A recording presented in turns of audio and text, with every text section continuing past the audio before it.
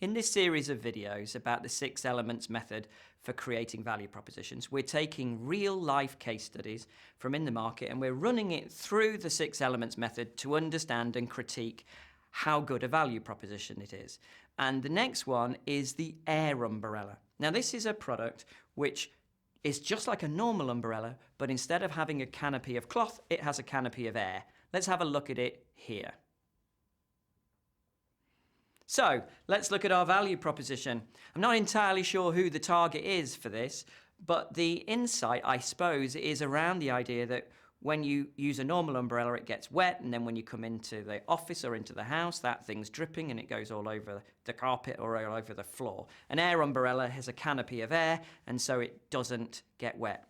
The problem is in the alternatives block.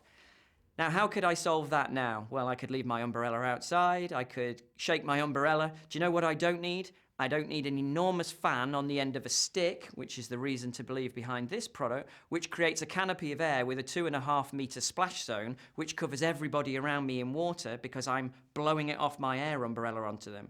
It also doesn't require a battery, which lasts for only 10 minutes before the air umbrella shuts down and means I get soaked. I don't need to know it's going to rain with the alternative because it doesn't matter whether I've prepared or not. A canopy umbrella works in all conditions, whereas an air umbrella, I need to charge in advance. So if I don't know it's going to rain, I don't have my air umbrella charged and I get wet.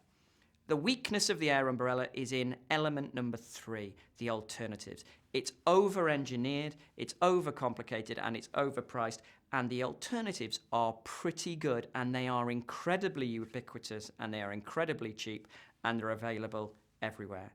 If you go onto Kickstarter and you have a look at the air umbrella, it's a tale of woe. Lots of messages from people who lost all their money, lots of messages from the developers saying they apologize for the over-engineering of their solution and the complexity, and I think it's a message to us all about how technology push value propositions are weaker than if we have a clear understanding of not only the target but the insight and the strengths and weaknesses of the alternative.